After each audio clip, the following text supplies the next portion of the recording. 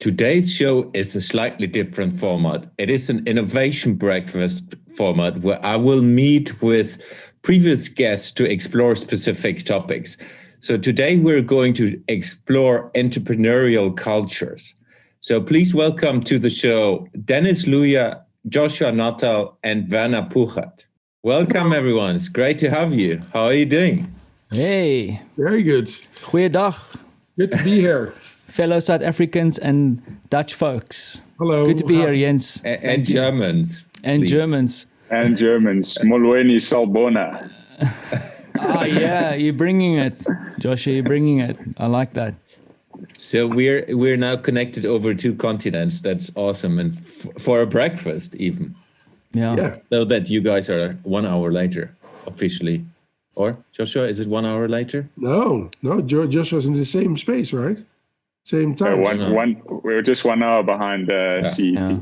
Yeah. Oh, you're in. Yeah, daylight savings. South Africa doesn't believe in daylight savings. They just get stuff done. They don't want to sleep. You know. That's fitting to the entrepreneurial culture topic today. Exactly. So let's get into this. Let's start very broad. What is entrepreneurial culture in organization? What it is about? Who wants to start? Entrepreneurial culture. Good, Dennis. You know, the weird thing is that people tend to put such a load on the word entrepreneurial. In I don't know, in Dutch it's ondernemen zijn. Yeah. So you get people saying we need more ondernemende people, so we need more entrepreneurs, which is like an open ticket to saying we need people with a go-get attitude that solve stuff on the go. And that's not something that should be like an official statement by the CEO saying, guys, you have free reign to do whatever you want to do outside of your regular way of working.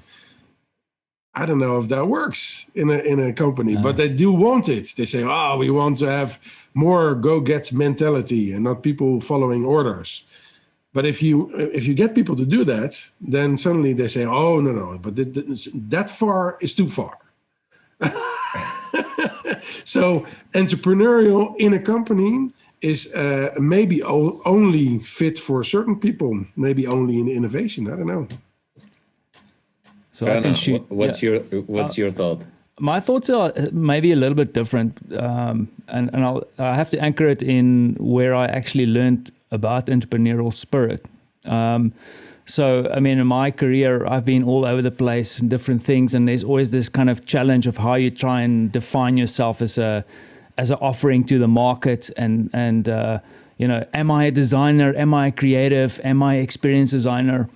And it was when I was at Deloitte that I realized what it means to be entrepreneurial, and it's kind of a mindset. Because in the organization there, even though it's a big firm, we have all these smaller divisions within the firm, right? And the firm kind of gets taken care of, and it's a partnership. So each little partnership is actually a business in its own.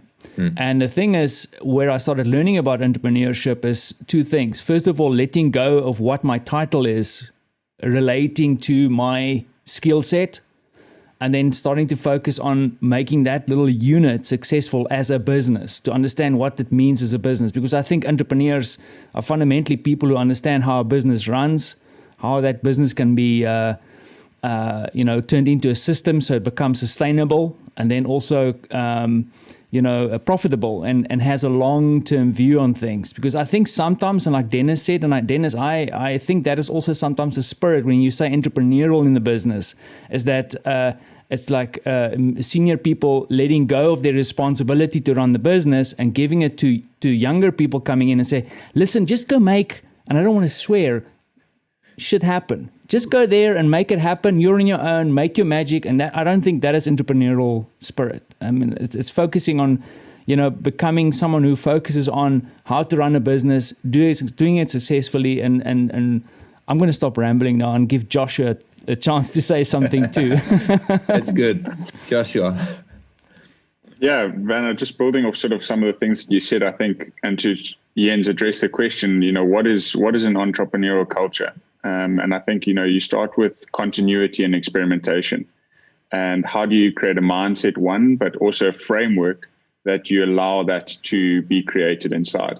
And I think that inside an organization, and to some of the points that Dennis raised around the space that needs to be created to allow something like that to develop. Is it right for every team? Is it right for every person inside that organization? But I think a big part of it is allowing people to have that opportunity to explore and to experiment and to create. Because I think sometimes in terms of organizational structures, we can become too siloed and too one-minded in terms of how we approach things. And then, linking back to a point that Vanna made around, too often I think that when we think about entrepreneurship as a skill set, we forget that it's actually a mindset as well. Because in order to make magic happen, you need to sort of shift the way that you think. You can't just approach things with the same mindset or the same way of thinking that you've been taught to think through things. You often need to experiment and create to fail and learn along the way. That's an awesome start. Dennis, you want to say something? Yeah, so this leads into the idea that it's very difficult to get people to change their mindset. And when you get people high up in the chain saying that they need the culture to be more entrepreneurial, then, like you say, you need to create spaces where that is allowed. Where you are, you have an open carte blanche to go and do whatever you need to do to move forward and explore, experiment, and create, like you said. So, in these three words, I think there are already huge challenges. If you want to get people to explore, you need to make it comfortable enough for them to do it, and make it uncomfortable enough to make it interesting, but not too difficult. And then when you want to experiment, they need to know that it's okay to fail, which is another huge obstacle to go past. Yeah. And when you get to the point where you actually have to create something, when people have not had the training to create something, when they are part, or when they've learned how to be in a functional role or do something as part of a whole, and not separately start something new in their own right, or with a team, or going from nothing to something. That's also a huge step. So it sounds very alluring to say, well, we have to adapt an entrepreneurial growth mindset. Everybody wants to have the growth mindset. But the problem is that a lot of people who have gone to design school, for instance, they have learned that it's very hard to keep that going because they've learned how to do it over a long period of time. And once they actually get into the corporate environment, it is not like they've learned. They had freedom to design at university or at trade school or whatever. And then when you get to a corporate environment, the acceleration is so immense that there's no space for them to explore and experiment. And they're only part of something that needs to be accountable at the end of the week or the month, or by the end of a sprint, or and everybody loses their perspective on how they literally can be entrepreneurial. And because maybe to that point, just quickly, Dennis, do you think then one of the things is that we're using the wrong metrics to measure things, and the wrong scores of value to underline performance, which potentially can, negatively impact the way that we think about creativity and the way and the spaces that we create for people to be entrepreneurial? So I think metrics are a huge thing, because the idea about metrics is to see if you are successful in a certain space in time, in an environment, which is a part of control. And when we're saying we need to explore and experiment, then we need to be free. We need to be set free of frames of control. And which does not mean that a goal or an objective is not something that you don't need. Personally, I am a very chaotic person. If I do not have an objective to whatever I'm doing, I space out. I get lost. I need a goal to work towards. Otherwise, I start to ramble. I would like to lift us up again. So it's awesome. We will go into change spaces, growth mindset, and the other topics as well in a later stage. So we touched on the topic entrepreneurship. We haven't dove too much into culture. For me, it's like that's a topic. So how do we define culture in an organization? How do we think about that? Let's start with Werner. That's a difficult one for me to answer, actually. I think the first comment I'll make is that the culture, and this sounds like a bit blasé, right? But the culture comes from the top, right? It really comes from the leadership. And I've seen it now with some of the clients that I've worked with. So if the CEO has a kind of entrepreneurial spirit and he passes that down to whoever reports into him, and he builds the organization around that culture of entrepreneurship, that's when I think it starts taking, it sticks. What that culture is and what that is defined as, I would like to pass it on to my colleagues on the panel to dive into that. But I've really seen that I've believed in the past that a boer maak 'n plan, right? When you're in a situation, no matter what the circumstance, you make a plan to make things work and have that entrepreneurial spirit. But as an organization, it needs to come from the top down. Joshua, your thoughts on that? Yeah, I think that's a great starting point, Van. And, before we started recording, we were talking about how do you present yourself? And especially in this digital world that we now live in and that we're conversing over, many of us are wearing, T-shirts. And there's a perception out there in terms of what that means and how you are perceived inside of that space. And I think that that's an interesting starting point to think about culture from, because when one talks about an entrepreneur, what is the first thing that comes to mind? Is it, the Steve Jobs of the world, where they were walking around in sandals, rolled up jeans, and turtleneck sweaters? Or is it like Jens has his Applied Innovation T-shirt on? What is the first thing that comes to mind? And I think that's quite interesting when you start unpacking that, because we already have preconceived ideas around culture. And it's one thing building that out and growing that inside an organization. But Vanna, to your point, it definitely does come down from the top or from the senior levels inside an organization. But I also think it's the type of people that you bring into an organization. And, Jim Collins in Good to Great and Beyond Entrepreneurship, he talks about starting with the who. And I think that that's quite an important thing, is when you start thinking about cultures, how are you bringing around the right people to either further that culture or to create a culture inside an environment that then promotes entrepreneurial thinking and a creative mindset. Yeah, love that. Grown up in IKEA, there was always one of the topics was you need to be a good example as a leader in an organization, because that's the only way how people truly do what you're saying.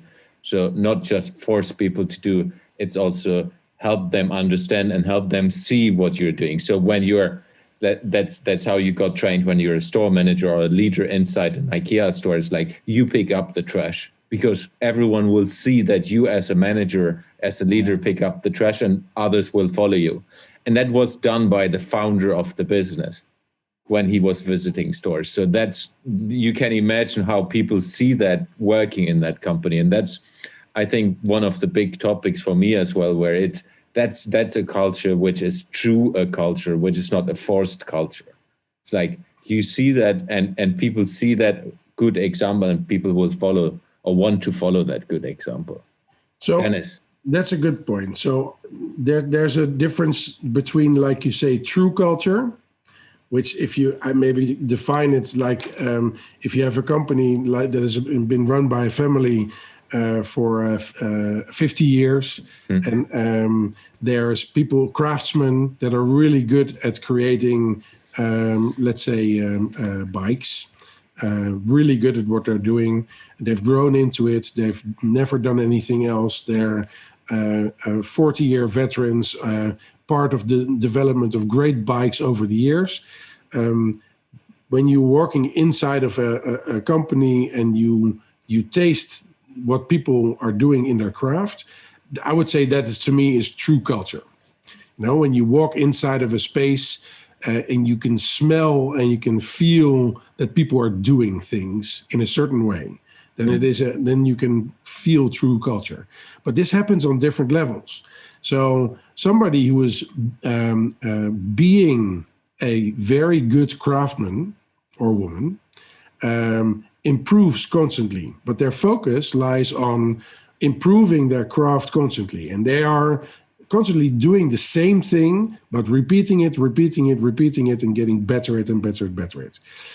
And then something great happens.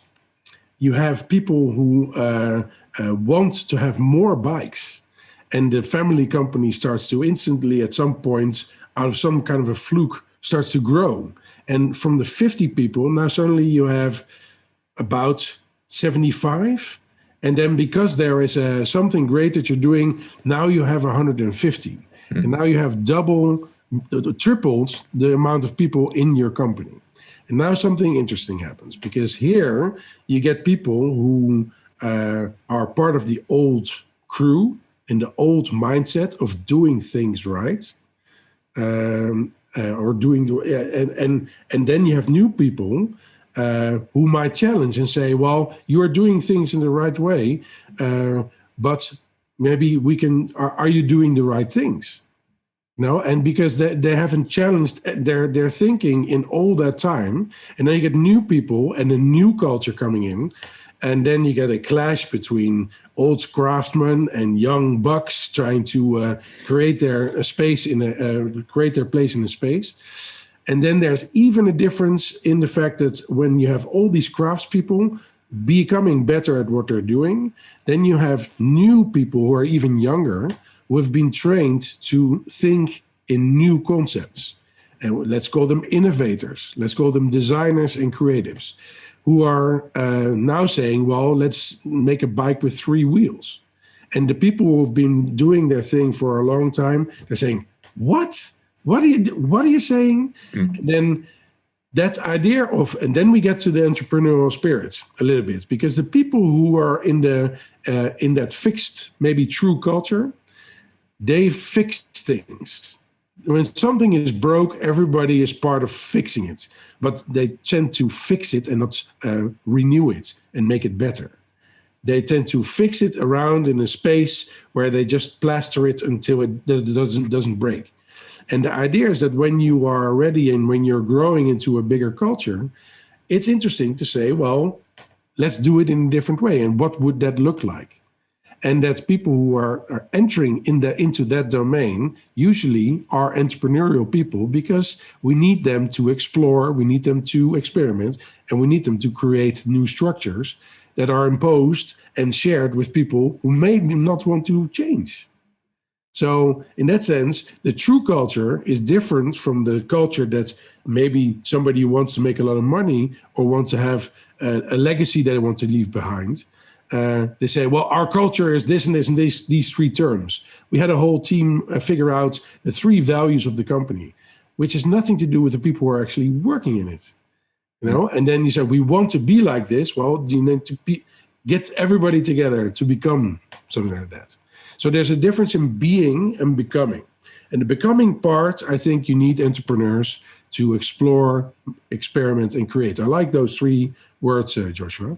Sorry for rambling. That's good. I think that there's a lot of truth in that. I wouldn't call it like the true culture. I would more call it the origin culture, because for me, a culture need to evolve with the business, need to evolve with the company and what it is about. Because the culture fit maybe to that, let's say it's 5 people in that bike store shop. It fitted at that time in that specific space. But if they're going towards, let's say, global market reach, whatever, they need to change their culture going forward so that the culture is evolving. And I think that's what makes really, really good leaders, who understand that the culture needs to evolve and they let it happen, even if it's maybe it's itching them that this might not be the right culture. But as the founder entrepreneur, that's what you need to see and then step back. I think that's even also interesting for companies that are just starting, is how do you build the first culture? How does the first culture happening? And for me, it's at least in my experience, I try to orchestrate that in a way that it is happening rather than forcing it. And it's not from a theory, hey, these are our 10 values and that's how we're doing. If you're 5 people, that's not needed to have a structure like a formal public company, because everyone is part of it. Everyone will work in one or the other way. Everyone is knowing everything if you set it up in that way. But I really like the word, the first culture. First culture, which implies there are more cultures over time. Yeah. And this is something that not a lot of people can do. They cannot step back and look what it meant to have a certain a basic startup culture, to grow from one person to 30 people, and that fit was perfect for that time. And then when you move on, there's a second culture, which means you have to consolidate, and you have to create processes and standardize, do all kinds of things that the first culture might not want to do, and make it ready for a continuity beyond that first culture. And I'm wondering how many cultures there are. Well, that's a good question. I have a very good question. I have a comment and a question. So my first comment, and this is kind of like a practical tip. I just read it the other day and I realized that I've seen it in my own career, is that, how do you kind of figure out if your culture is good or bad? Because remember, some of us have to install this culture. And there's a guy called David Burkus, and he wrote a book, blah, blah, blah. But like the way you can look at it, if you have to manipulate people to follow your lead and follow your culture and follow what you want to do, then you have a problem. Yeah. If you find that in your work, and I've seen it with some of the teams I work with and some of the companies I work for, the only thing you have to do to get people going is to inspire them. So I remember when I was at advertising agency working with the likes of Lee Clow, they will come on a screen and then sit there in their sandals and tell a story. And then you walk out, you're so inspired, you can do your stuff. Yeah. But then in some companies where I've worked, is like the CEO or whatever has to manipulate people to do things. So I think it's a nice like little test if you're not sure where your culture is in your organization or even in your team for yourself, because sometimes we're the guys who screw up. The other thing I wanted to ask you guys is, because I'm getting a bit befuddled here, is that there is I come from a background where people were really pushing and they were using the word innovation culture. We have to instill a culture of innovation in the organization. And at the moment in the panel, we're talking about a culture of entrepreneurship and then a culture of innovation. What is the difference? For me, you can really get stuck between the two and maybe talk about the one and actually refer to the other one. Like, what is the difference between the two? Is there a difference, or do they plug in? Or I really would like to know what you guys think. Another good question.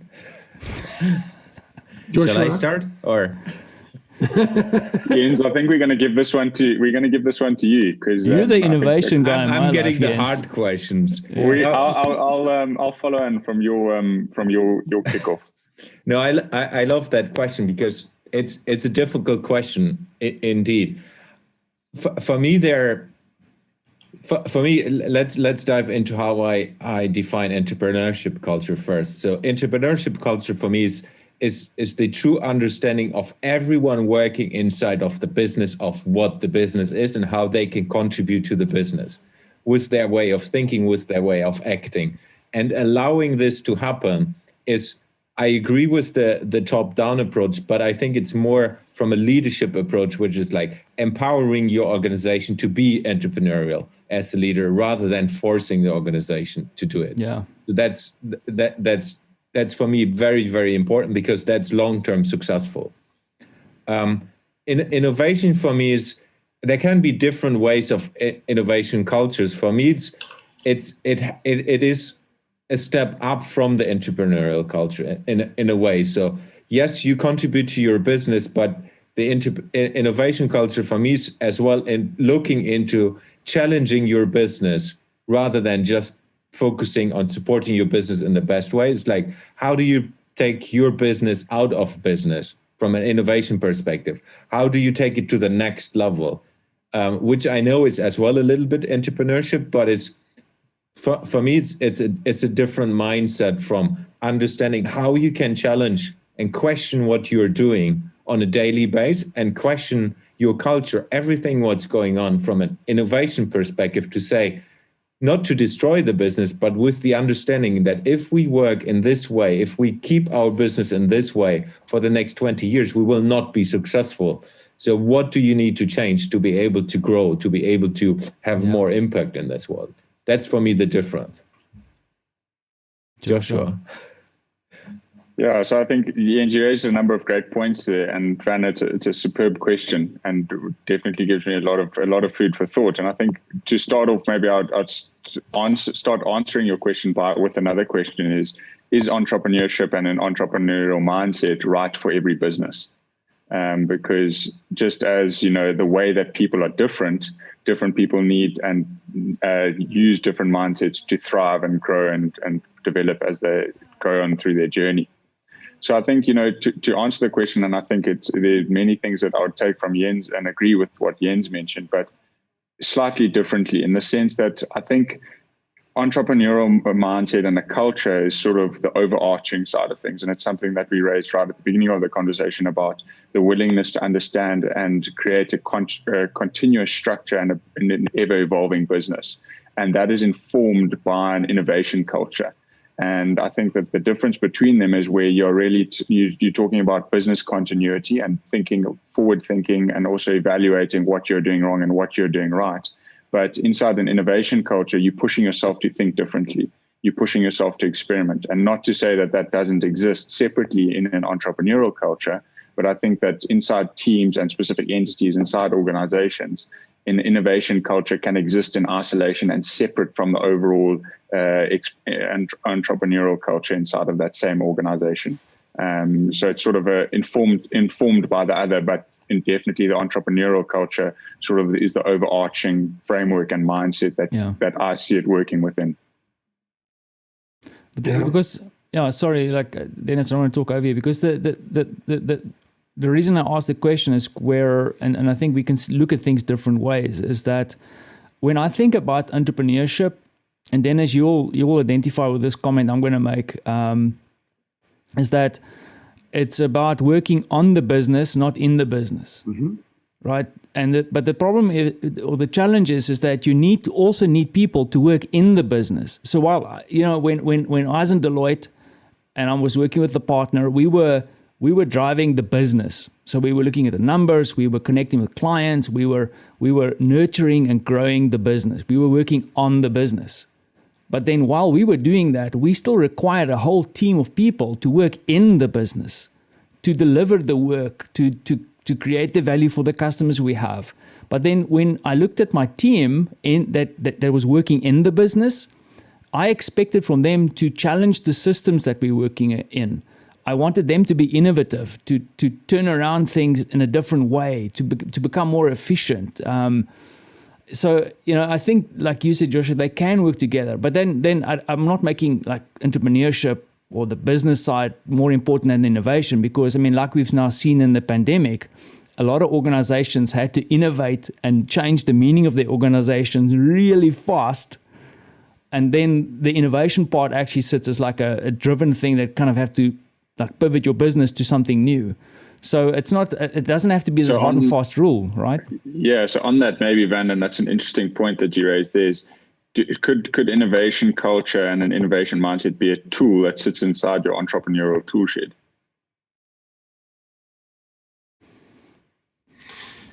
So I want to go a little bit back, because that's a good thought. But I want to go back to something that Werner said about the fact that when you're working in the business, you want people to innovate and become more efficient.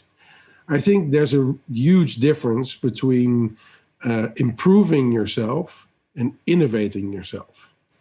So improving yourself is something you do to literally be better at what you're doing, and that your value within the company rises. You do a course in that to improve your skill or improve your perspective on what it is that you're doing, improve your function or your role. But when you actually think about something new, how you grow towards something you are becoming instead of what you are, you go into a space which is sometimes not very comfortable for people because it's unsure. You don't know what you're going to be. You don't know what you want. You don't know what's there. There's people who are really good at that. Those people are innovators. There's people who want to jump in and go into a space where you're working on the business or where you're at least going outside of that loop that you're trying to improve yourself constantly. And this is where you develop. And there's a huge difference between improving yourself and developing yourself. So, can I react to that? Of course. So I do, Dennis, I do, of course, agree with you, right? Because I also think that sometimes people see innovation and then it's actually just incremental improvement, right? So iPhone 12 is not innovation. It's just an incremental improvement. Yeah. But perhaps technology within the app, within the phone, or certain smaller things is innovative, right? And I do see, I've seen it in some of my teams that I've led before, right? That, I think that we also need to be careful there that we don't task them to be better entrepreneurs if we need them to be innovators, right? Mm-hmm. So in my teams, for example, I didn't expect people to become incrementally better. That's what the organization wants them to do anyway, because we do KPIs in the year and say, did you incrementally get better? Yeah. 10%? Okay, cool. Here's your bonus.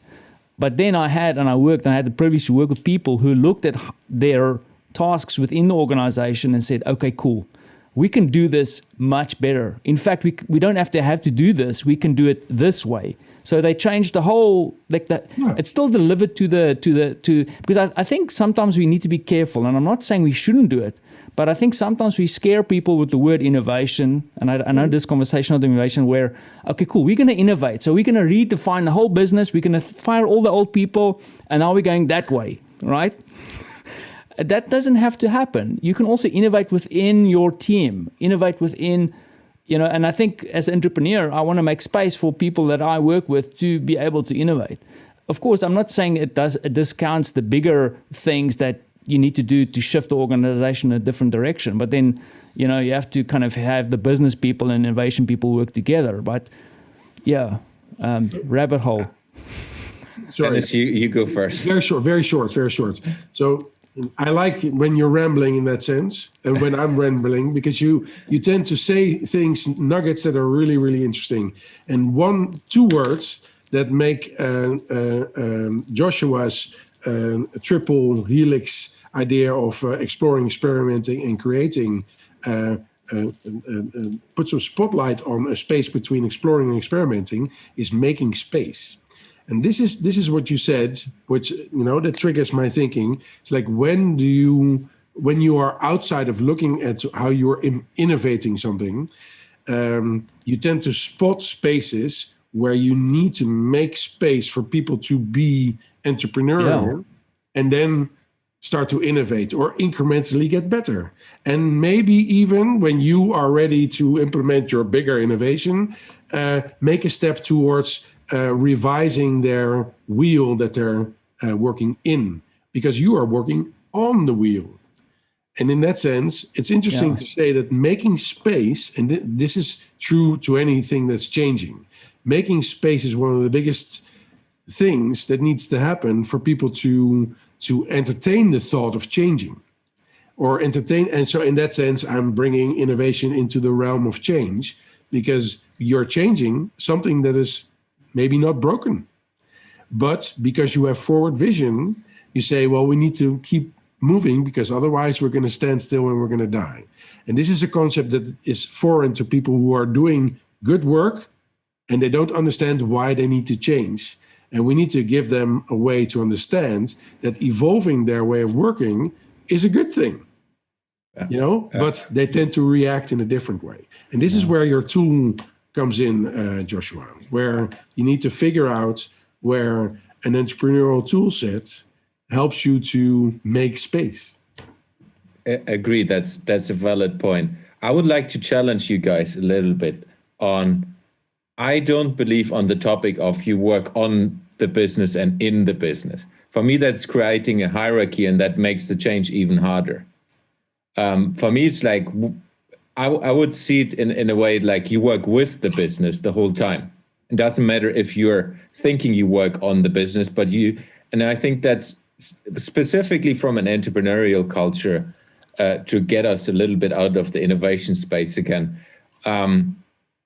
We talked about the good example. If the good example is just orchestrating it from the top and it is not working with the topics within, nobody will take this person for doing true business. So that's why I rather see it in with the business. Werner, shoot. Yeah, so I think I don't agree with you there. I think there is a distinction, but I think the distinction is really important for folks like myself.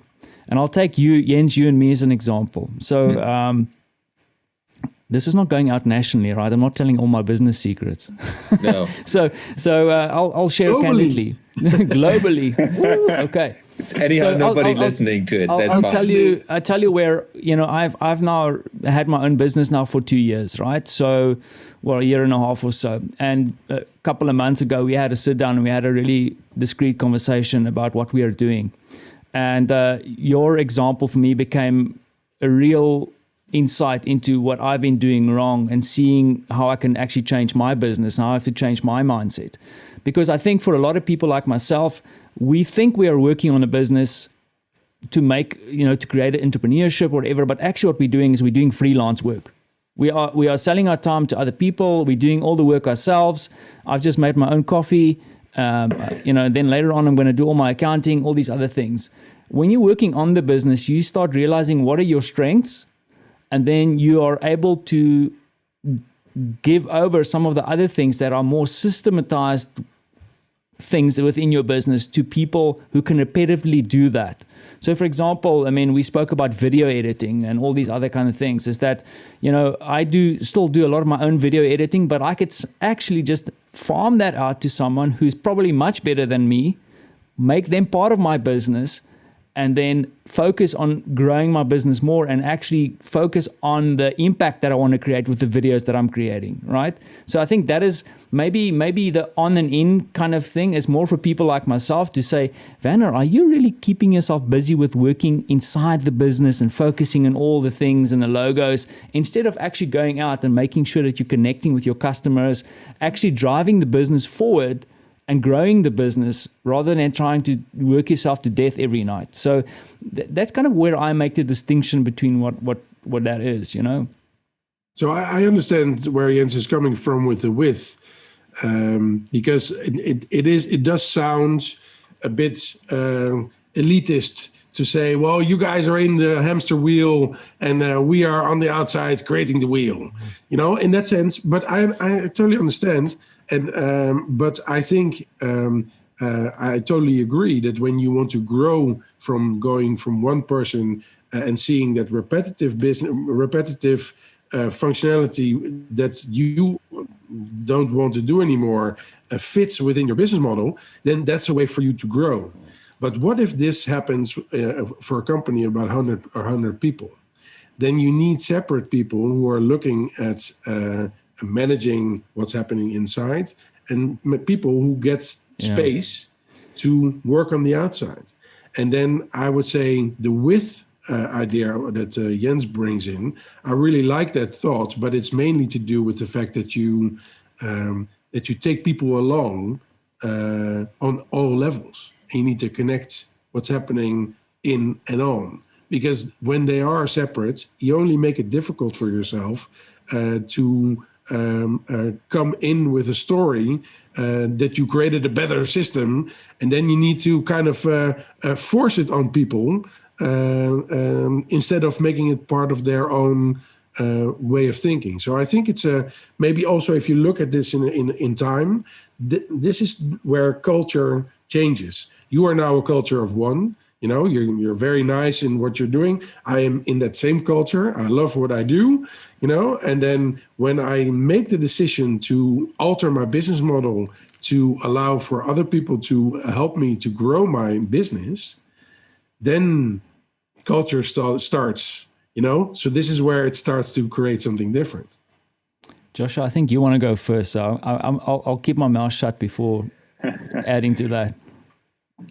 Yeah, so I think it's a fascinating, couple of concepts to get your head around. And one of the things, Dennis, I think you shared a lot of what I was thinking as well. And two words that I wrote down were connection and community. And I think that's an extremely important terminology that an entrepreneur needs to be conscious of when they are building out and the transition between the different phases of their business. And I think, we've spoken already about continuity and how an entrepreneur takes different steps. You might take one step today, but 10 steps tomorrow. And how do you take people along for that journey?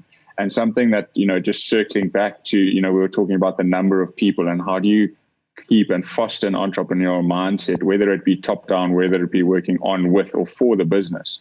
And how do you do that? And I can't remember the exact terminology or phrase for this right now, but it's in a book called Moonshots. And Safi Bakal is the author, and you guys might be familiar with it. And he talks about there's a transition between where teams become optimal and where they start to, descale, and then you need to start thinking differently about the type of culture. And I think that in using an entrepreneurial mindset to do that, we are creating an environment inside an organization where it's not just transactional, but it's actually you exchanging value inside of that space.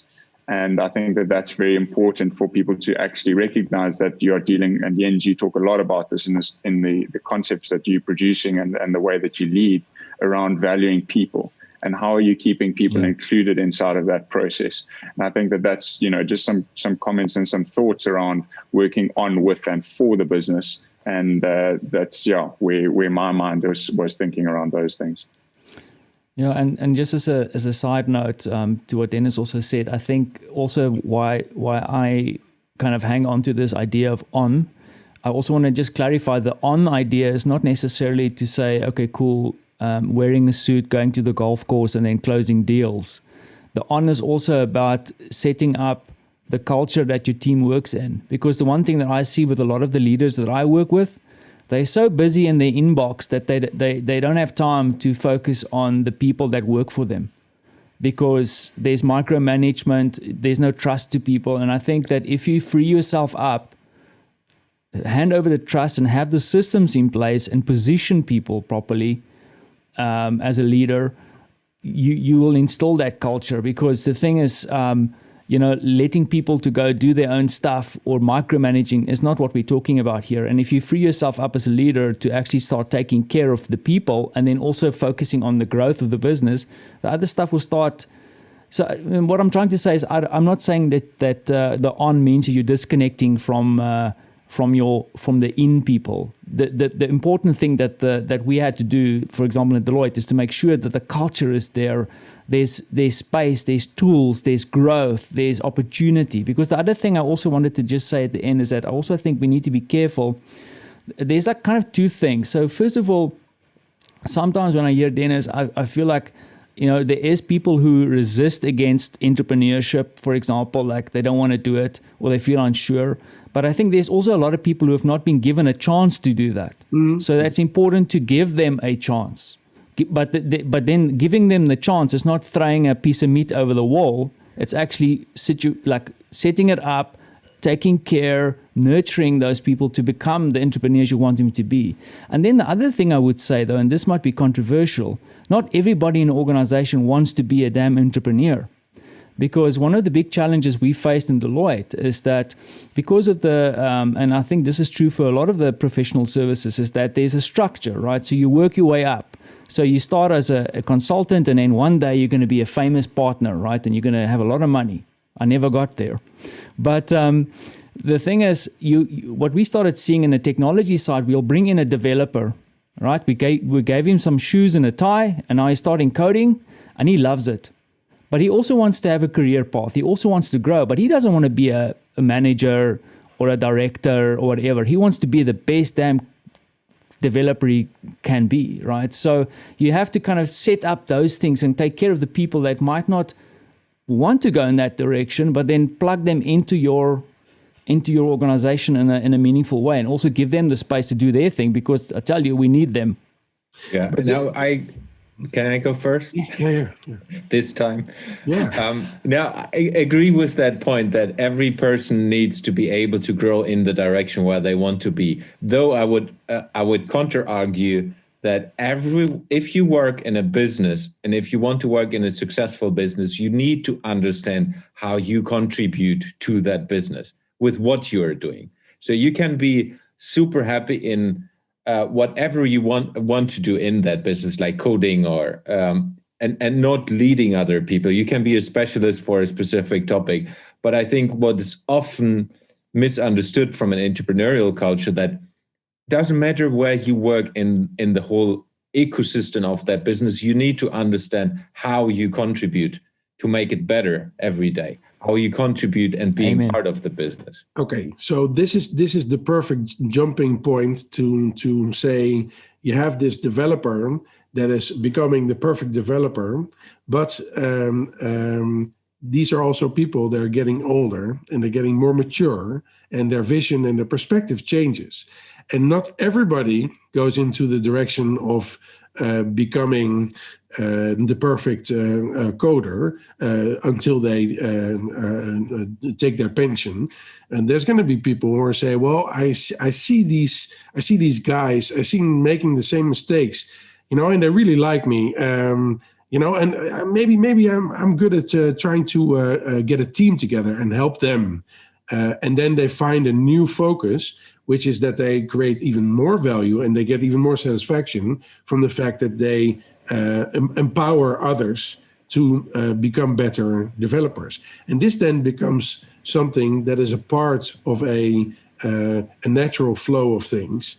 When you get older, and this is where the Peter principle of being promoted to a point where you don't actually want to be. And you see all CEOs coming back to even Bill Gates coming back to development because he was naturally promoted to that space because he is an entrepreneur. At some point he says, there's people who are doing this better. And I don't like it. I'm going to go back to development, my original space where I like to be.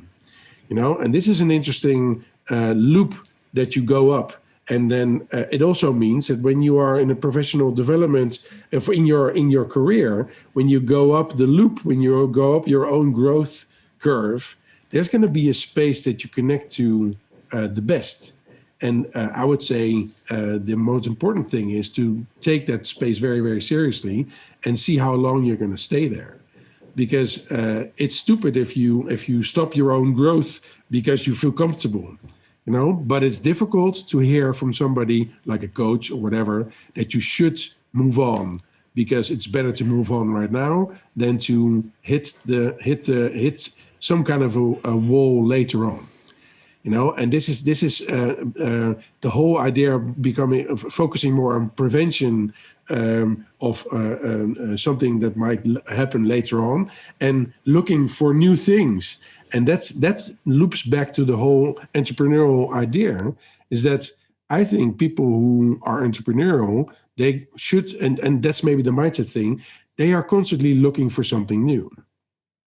And that is not something that we have taught people inside of their business schools or inside of any art form or any creative or engineering thing. We have not taught them to challenge their own position. And if you create space, you're kind of doing that, but you're doing it without a map. So you're throwing people inside of a big black hole, saying, well, you have to find yourself. And if you come out, very good, you'll be more valuable. But the idea there, of course, is to see if you are the right person to lead a group of other people because you're getting older. And maybe, that's the stuff that we need to totally push towards the beginning and say, nurture an entrepreneurial spirit within kids and give them an idea that if you link to the idea that you want to do this, if you're comfortable to do this, it is okay to do it. but don't lose it because you function well in a certain space. You're good at maths, so you should go into math, or you should go do something like that. There's people who are miserable in doing something that they're really good at. Yeah. So in that sense, it's interesting to see how you can link everything to the natural growth curve, and be truthful about what you're doing there at a certain space and time in the development of a company. And I think that point is exactly, if you are an organization, you will have these people.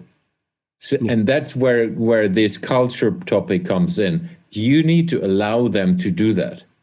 And if they're good in what they're doing, good, and have contributed to your business over, let's say, 20 years or whatever, how can you nurture them to do even better in your own organization, to keep the knowledge and keep the spirit inside the own organization, and let them develop inside your business, because that will keep them and that will bring it to the next level.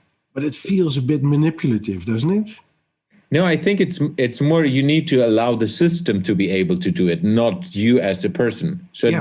That's why I always talk about empowerment. Yeah. You as a leader, CEO, whatever, you need to empower the organization to be able to do it. But there's a point where you're saying, as a leader, so I empower my workforce, and it becomes about something that you are empowering people, and then that's the new thing of becoming, the person that rises to fame because you give space to develop. But it doesn't feel like you should get a claim for giving space. It needs to be a requirement to grow, instead of saying, because what I'm saying is that usually in big companies, you get to stay, you need to be in your own space until you're ready to move on. But it should be the other way around. If you naturally you are going to evolve, you need to have the space to do it. And usually that's not what is controlled in the right way within larger companies. Yeah, I think that's a fascinating point, Dennis, in terms of the way that you sort of flipped it on its head there. And I think it goes back to the question of, does everyone want to be an entrepreneur? And how do you sort of create that mindset where you create a mindset where you actually crave that space, or you go after that space, rather than being given or forced into that space? Because I think that's a big thing in terms of, we're talking about creating and experimenting, is how do you create that environment inside your own mental capacity to want to create that space? Yeah. And I mean, you said it's a requirement, but I might just challenge it around the word requirement and saying it's more sort of you as a person want to have to take that step, because it's not for everyone. And that's something that I think that we do need to unpack as what entrepreneurship actually is. Yeah, it's exactly. Kind of like just thinking about it, like innovators seek change, entrepreneurs seek opportunity, because it makes me think about like some of the great entrepreneurs. I have one client at the moment. He drives me insane. I hope he doesn't watch this, but a senior person, and the one thing that I always see with him, and I see him as an entrepreneur and as a big organization, is that he is able to distinguish where opportunity lies. And he's always seeking opportunity. And that opportunity is not always monetary. It's opportunity to grow the business, opportunity to deliver value to his customers, to his board. So it's like this seeking of opportunities. And I think some people have it and some people don't. But then there's also people who seek change. How can I do this differently? Or how can I just change things completely or change the whole organization? So it's, Have you ever heard about the Golden Dialogue? No. The Golden Dialogue is a I think it's called the Golden Dialogue, but it's the idea that if you have the general growth curve, there's different roles that people have on the curve, and the Golden Dialogue is the success a company has when people who are in the starting up phase, thinking of new ideas and focusing on the bigger change, like Steve Jobs. He was in that first space, and connecting that with the entrepreneurial space of looking for opportunity to grow towards the next business. And if you have that loop connecting the beginning of a company towards the middle and top end, because when you go through the growth curve and when you are at the middle, you already need to start to think about the next curve. And the idea there is if you can connect the bottom of the curve with the top, that's what Tim Cook and Steve Jobs were. Now, Tim Cook was the perfect, in that sense, opportunist to see how you can connect things that maybe are looking for the bigger change in business, how to connect it to the market. And you need to have somebody like an innovator like Jobs, give them free rein to think about what the future might look like. And if you have that conversation that loops around those two ideas, then you get a business that can grow up to be something like Apple. It doesn't happen that often, but I'm wondering if you can set the different cultures that we that we found in this conversation. You have these different cultures. When do you put a culture in place where a CEO, I don't know if the CEO should be an innovator, but when you have a good conversation the golden conversation between the development of new ideas and the opportunities in the current market space, and that when you are looking at the opportunities in current market space, you need to look 5 years ahead to see how the new ideas get placed into the new market. In that sense, you generate your own continuity in that sense. So that's the golden dialogue idea. And I don't know whose it is, but we should find out. It's a book, I think. But the example that stuck to me was Steve Jobs and Tim Cook. And Tim is now lost. He doesn't have the innovative change mind. And he's being pushed back to an operational center stage where he's alone in what he's doing. And now Apple is... it's still doing great, but is it coming up with the new great things? I heard that they have a VR thing coming up that costs $3,000. So I'm thinking, that's going to be very interesting to see if that innovation turns into our new culture. I would like to slowly get to an end. So I think it's an interesting format we're testing out right now today. So let's do a rapid fire round of what stand out for you during this conversation today, and what you learned. Let's start with Werner, then we go to Joshua and Dennis, and I will finish. I like how you always put me in the spot there, Jens. Yeah, you're just on the top left corner in my screen. I mean, I value all the insights here. I mean, I think what I'm definitely going to go away with is really thinking a bit more about, and thanks to your input around the whole idea of the innovation culture and then how entrepreneurial culture plugs into that. I want to investigate that a bit more. So thanks for the inspiration in that direction. Yeah, that's what I take away from here. Joshua. Yeah, well, firstly, Jens, thanks for agreeing to another prototype. It's been a fascinating conversation, and definitely lots of food for thought. One of the things that I certainly will take away is the concept of width, and I think it's a huge thing that we need to understand, especially in this digital age that we're navigating at the moment. Because I think you used the example of the IKEA founder doing certain things inside a business which instills a culture. How do you create a digital culture and a company culture that you are creating in a digital environment? Because I think that's the next challenge that a lot of businesses are going to face, because it's not easy to identify the width when you are creating culture inside a digital world. So lots of food for thought. Thanks for setting it up, and thanks for everyone's ideas and concepts. Definitely a lot to take away from today. It's really good. I don't know if I'm able to follow it in that way. It's a perfect summary. It's even opening up the subject of the next one, saying if digital is the next tool to create next cultures, which is something very interesting indeed. But I've circled. I made this drawing, of course, and there's a design pickle in the middle. There's a pickle in the middle, and I like the pickle because the pickle is it's sour. It's kind of but it's also good at the same time. And there's different things that you need to take into account when you go into a conversation about innovation and entrepreneurship. And I think we've created a map a little bit that raises some very interesting questions. I liked, and what I take away is the idea that I like your explore, experiment, create, and Werner's addition to making space that fits into that. I think there's more stuff that we can add to that.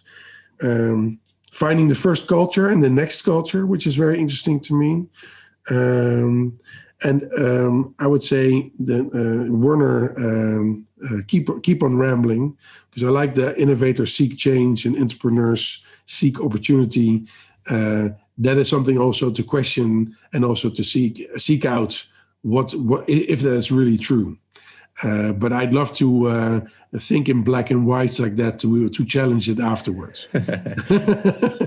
So for me, it was a success and a great prototype. Thanks for setting it up, Jens. Yeah, I also take a lot away. I will not repeat what you said because I think a lot of interesting thoughts, interesting topics to take forward in different settings as well between us. What's always interesting to explore normally I do one-on-one podcasts or alone topics.